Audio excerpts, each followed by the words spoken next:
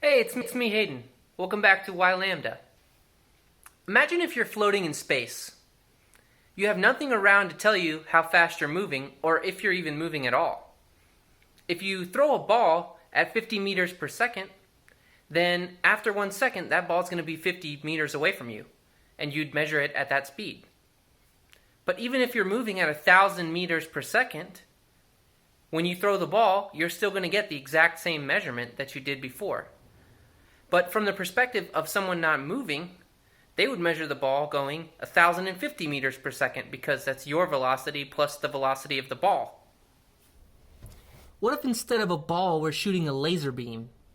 We'd measure it go off at the speed of light. But what if we're moving at half the speed of light? Turns out that's irrelevant. We'd still measure it going the speed of light away from us. But from the point of view of someone standing still, they'd measure the beam going at half the speed of light plus the speed. Wait, that's not right. The speed of light is always a constant. So from the point of view of someone standing still, they measure it going the speed of light. From your perspective, going half the speed of light, you still measure it going the speed of light. So the velocities don't add up. What the heck is going on here? Let's think about speed for a second. Speed is just distance over time. So varying the distance or varying the time would change your speed. So if I've got a meter stick that's 50 centimeters long instead of 100, and you've got a normal meter stick, don't make fun of my meter stick, then any distance that I measure will be double the distance you measure. You measure 10 meters, I measure 20 meters. So that means any speed we measure is going to be double for me what it is for you. Alternatively, if we vary the time, that would change the speed as well. So if my clock ticks at half the speed yours does, then if we measured something going 10 meters and you say it took 10 seconds, I say it took 5 seconds. So that means you would say the speed is 10 meters over 10 seconds or 1 meter per second, and I would say it's 10 meters over 5 seconds or 2 meters per second, i.e. double the speed that you measured. But we can compare our clocks and check that they're in sync.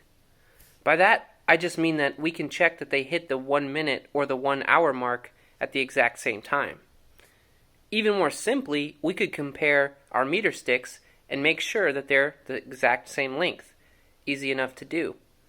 So you go racing off at 90% the speed of light and shoot the laser. I measure the laser beam going the speed of light. I measure you going 90% the speed of light, and therefore I would say that the light beam is moving away from you at 10% the speed of light, which is what you should measure it going.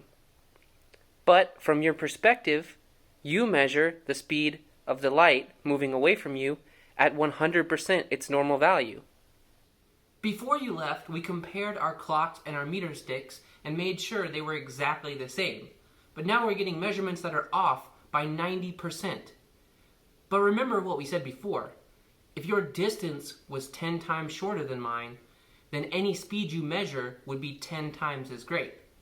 Alternatively, if your clock ticked 10 times slower than mine did, then also any speed you measure would be 10 times greater than the speed that I measure, which is exactly what's going on. So either your distance in the direction of motion must be shrinking by 10 times, or your time must be slowing down by 10 times. As it turns out, both things are happening. But let's talk about time first. If we build a clock that's made out of 2 mirrors, we place the mirrors 1 meter apart, and we shine a light in between them. It goes bouncing back and forth in between the mirrors, and every time it hits one of the mirrors, we make a tick and count that, which is literally our clock ticking. So we build 2 of these clocks, and they're identical. You take one with you as you go racing off at 90% the speed of light, and I take one with me as I stay still. From my perspective, though, the light in my clock is going up and down vertically. But the light in your clock is going in a zigzag motion because you're moving forward as it goes up and down in between the 2 mirrors. So literally, from my perspective, the light in your clock has to travel further than mine does in order to create a tick.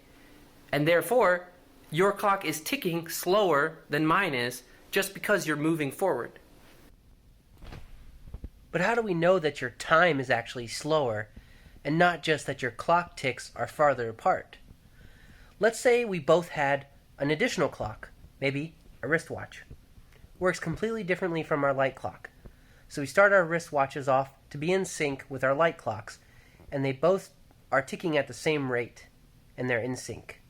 You go racing off, and your light clock ticks start getting farther and farther apart.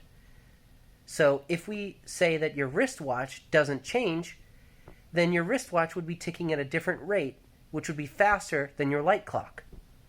And you could use this discrepancy in time to measure how fast you were actually going.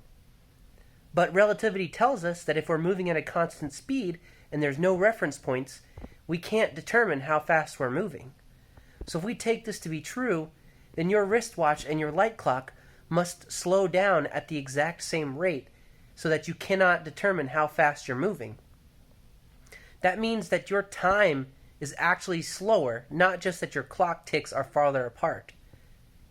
Everything for you is slower. The speed at which your cells process energy, the time it takes for something to fall and hit the ground, everything is slower for you than it is for me. But from your perspective, everything seems normal.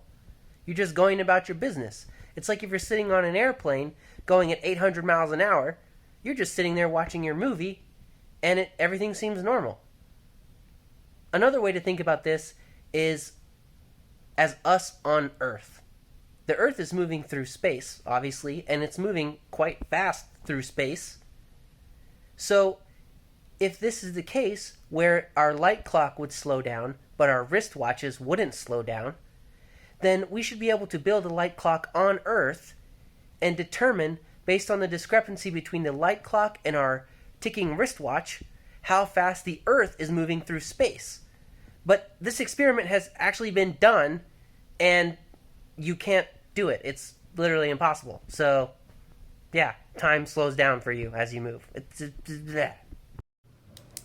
So how do we figure out how much longer it takes the moving clock to tick than the still clock? Well, we can use our light clock that we mentioned with two mirrors that are 1 meter apart to do the math and figure it out.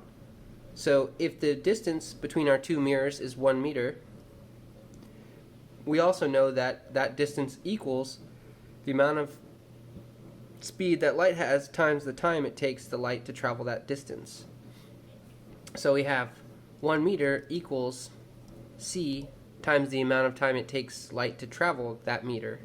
And so if we solve for t, we just get t equals 1 over c. And so that's the amount of time it takes our still light clock to tick. So what about the moving light clock? Well, this one, from the perspective of the person standing still, looks like the light is moving in a zigzag like this. But the vertical distance is still the same, 1 meter. The horizontal distance is the velocity that they're traveling times the amount of time it took them to travel that distance. And that same amount of time times the speed of light is the distance that light traveled from the first mirror to the second mirror. Now, using the Pythagorean theorem, we can solve for time in this equation just like we did over here. So we have a squared plus b squared equals c squared. That's 1 squared plus vt squared equals ct squared. So we can subtract the vt from both sides. That gives us 1 equals ct squared minus vt squared. Now we can just go ahead and square those terms. So that's going to equal c squared t squared minus v squared t squared.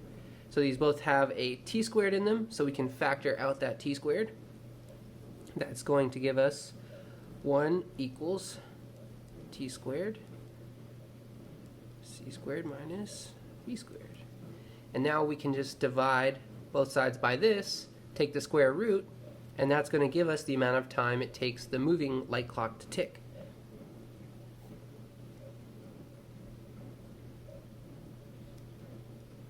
Now we take the square root.